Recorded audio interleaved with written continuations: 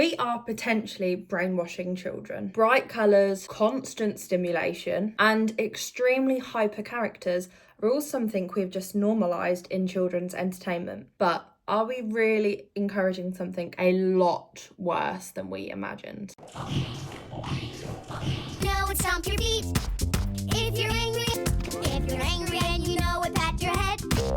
Growing up, we were raised to muted colours, slower storylines, and easier pacing, but now that seems hard to find. Could this really be damaging a whole future generation? If you are new here, please be sure to hit that subscribe button down below and join us on the journey of reaching 1,000 subs. I can't wait for you to be a part of this little family on the internet. I do want to start this video by just saying something and kind of making it clear. I am not a medical professional. I'm definitely not a child psychologist. I'm not here to diagnose anyone's child or to tell you exactly how to parent a child. This is just coming from a place of research and observation and genuinely just a bit of curiosity and concern. This is a topic that has interested me for a long time, mainly because things that are very high stimulation have just been completely normalized in day-to-day culture. It's just everywhere, and most of the time I don't think anyone questions it. If you've ever seen kids shows that are very loud, hyper colourful, they are constantly cutting every 2 seconds with characters that are spinning, bouncing, doing a lot of extreme movements, you probably know what I'm already talking about. And the thing is, I don't want this to be about judging parents at all. Parents are exhausted and screens are convenient, and I do get it. Sometimes you just need 5 minutes of quiet, and that is what is most readily available at the moment. But at some point, I think we need to start questioning, is this actually good for children? Are we keeping them glued to a screen, and is this actually good for their brains? Because I don't think we really treat children's content the same way we do with adults' content. We accept that adults can get overstimulated or addicted to short form content. A lot of us are now struggling with TikTok brains where we can't focus on anything. But when it comes to children, people just kind of shrug and be like, oh, they'll like that. And that's where I start to disagree. So in this video, I really want to unpack what high stimulation TV actually means, what researchers are suggesting about this impact, why it's become the default at the moment, and why I personally don't agree with it, even though it is something that is extremely normalized in today's culture. At the end, I do also want to share some low stimulation kids TV examples, because I don't want this to kind of panic people or shame people. It's just more about making intentional choices. So this might be something you've noticed, or maybe it's something completely new to you, but let's get into it. So what do we mean by high stimulation kids TV? Because it isn't technically classed as an official genre, but we all know what it is when we see it. High stimulation kids TV shows usually have a few things in common. First, we have very fast pacing. Scenes that are changing constantly. The cuts between scenes are every few seconds. There is rarely a pause where we see just nothing happening. The moment that some sort of attention dips, there will then be a flash on the screen or some sort of sudden movement or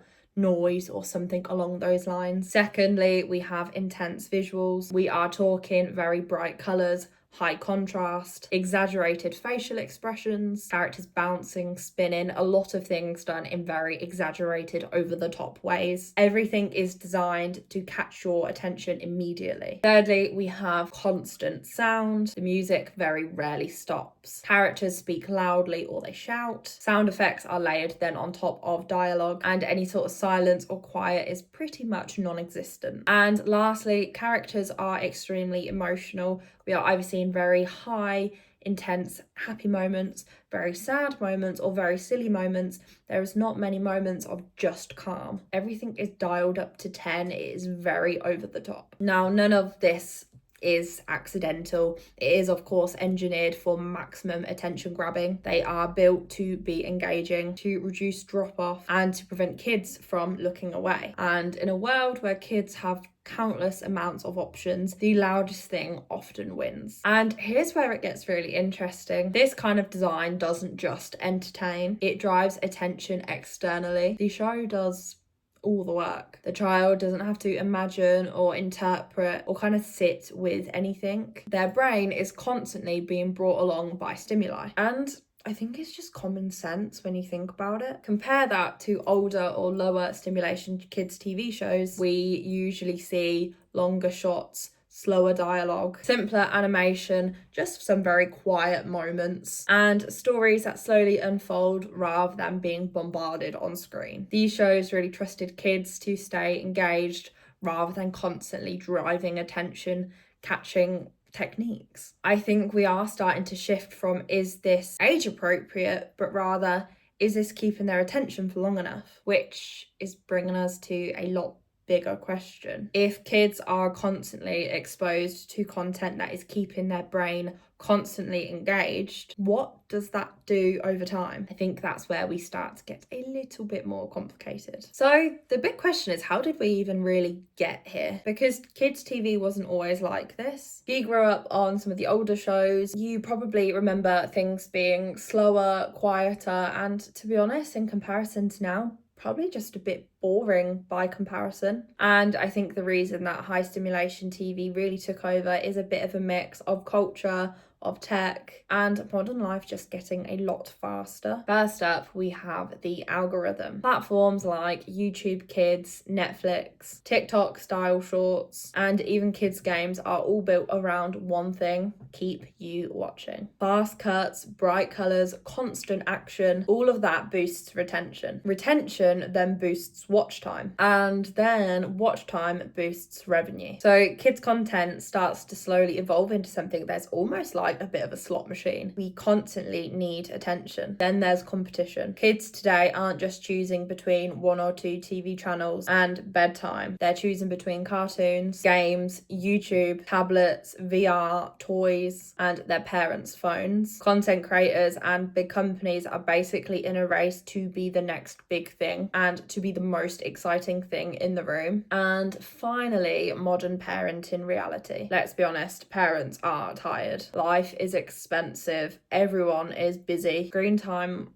of course, is just convenient. Sometimes you do just need 20 minutes to cook dinner or to just really decompress yourself. Because high stimulation shows are so good at holding attention, it makes them a really tempting tool to just get 20 minutes. So I don't think it is like parents are becoming bad parents or that it's evil by nature. I don't think parents are trying to ruin a generation. It's nothing like that. I think it's just happened because the whole digital ecosystem rewards what is the loudest, what is the quickest, what is the most addictive piece of content possible. And kids are just the most vulnerable part of that audience. But there is a really uncomfortable part. Just because something is normalized or profitable or convenient, it doesn't always mean that it's the right answer, and it definitely does not mean that it is good for developing brains, which leads us a little into the research side of this. And don't worry, I don't want this to be a boring lecture, but I think some of this is genuinely fascinating and something that we really should be opening our eyes to. So let's talk about what the researchers are saying about high stimulation TV for children. One big concern that keeps coming up is attention and executive function. Basically, that's the brain's ability to focus, control impulses, plan, and not melt down immediately when something is mildly boring. Some studies are suggesting that when kids are watching fast-paced and highly stimulating content, it can then temporarily make it harder for them to then focus on slower paced tasks afterwards, like reading, homework, or just sitting there quietly. And realistically, that does make a lot of sense. If your brain gets used to constant scene changes, bright flashing colours, non-stop jokes and action, then suddenly just being asked to sit and listen to your teacher, that's like going from a very intense situation like a rave to then just trying to sit down in a library. Another thing researchers are talking about is overstimulation and then emotional regulation. Some high stimulation shows are basically just sensory overload. Kids get more hyper, more dysregulated, or struggle to calm down after watching them. We know what it feels like to feel wired or like you can't just settle down. These are developing young people. Now, making this clear, it doesn't mean just like one episode of cocomelon is going to completely rewire a child's brain. This isn't saying your kid is doomed type of video, but I think it's about patterns. Hours and hours of fast-paced content that is fit for an algorithm as the main form of entertainment might really just not be ideal for developing brains that need quiet, that need some sort of boredom and slow moments to really grow. When we grew up as kids, being bored really helped us to probably gain hobbies, or it fueled a lot of positive things, and being able to just sit there is a blessing, and that is a skill that I think a lot of people need to relearn. And of course, skills are easiest learned from a young age. And then of course there's the whole dopamine conversation. High stimulation content can really create really intense reward loops, bright colours, songs, constant novelty. Your brain gets hits of wow, that's really fun every few seconds, which does make then any slower activity feel very boring. We're dealing with this as adults too. TikTok has probably ruined my attention span a bit more than what I'd like to admit. So just imagine that on a developing brain. I think when we talk about this discourse, something gets lost in it a little bit. This isn't about banning TV. It definitely isn't about shaming parents. I don't think it is about getting rid of TV and just playing with wooden toys. That's not what I'm saying. I think it is about balance. And I think we do need to talk about why this high stimulation content is the thing that's dominating children's media. We have this conversation in many different areas, but when something is designed for adults, why is it then being interpreted for children? So I do want to actually say my opinion on this. I know I'm not a medical professional and not everyone is going to agree with me. That's completely fine. Like I said, I do find this really fascinating, and this comes from a place of I don't have my own children, so I obviously don't know every day-to-day struggle of being a parent because I'm not there yet. But I just feel like high stimulation TV is just another thing we've normalised because it benefits the platforms rather than the children. We're basically training children to receive some sort of instant gratification, constant novelty and zero boredom, and I don't think we can exist in a world like that. Boredom is where kids create games, made up stories, they draw, build things and actually develop their creative side. If every second of their day is filled with flashing lights and songs, when do they get a chance to just exist and sit with their imagination? It is just mirroring adult content in a really scary way. We are all addicted to high stimulation content. Shorts, reels, TikTok, everything is constant dopamine hits. And now we're building exactly the same for children, but with vegetables and nursery rhymes. And to me, that does feel dystopian. I also just really worry how this is going to shape the expectations of the world. Real life is slow and school is slow. Conversations can be slow.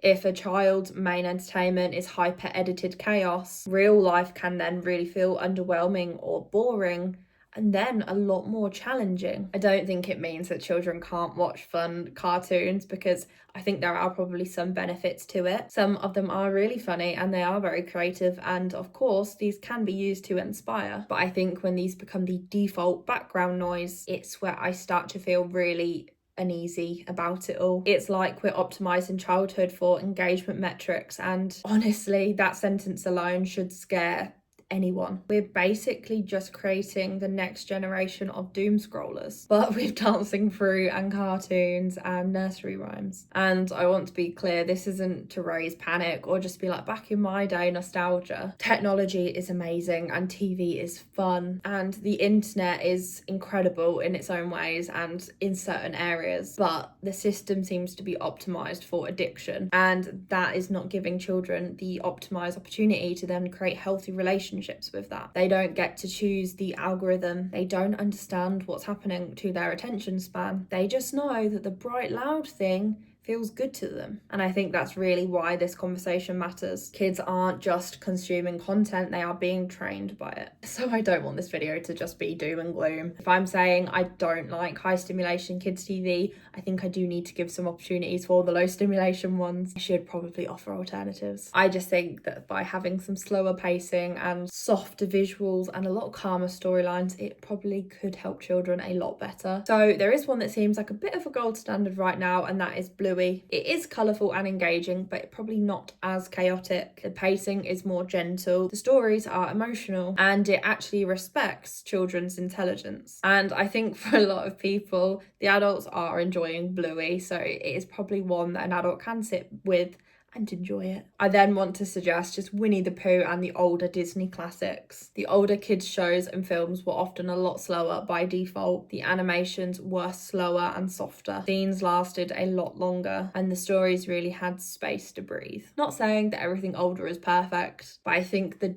difference in pacing is genuinely a lot more noticeable. Nature documentaries for kids, stuff like kid-friendly animal documentaries, can be really rewarding. They're calm, they are visually interesting, and they might actually learn something along the way. We then have things like Sarah and Duck, Paddington, or Studio Ghibli for those older children. These are gentle and whimsical and don't rely on constant stimulation to be entertaining. I'm not saying that kids should be watching low stimulation content forever. I think balance is key, and fun and silly things are really part of childhood and are fun for a reason. I just think it's worth not making the high stimulating stuff the constant background noise, because I think the calm and slow things aren't boring, they are essential for shaping a developing mind. So, should we allow high stimulating kids TV? I don't think it's like a yes or no, should we ban it, should we not ban it type of question. For me, I think it's about awareness. I think it's just become the norm because it is convenient, it is profitable, and it is engaging, but just because it works doesn't mean that it should be the go-to. I think we really need to encourage boredom and slower paced things and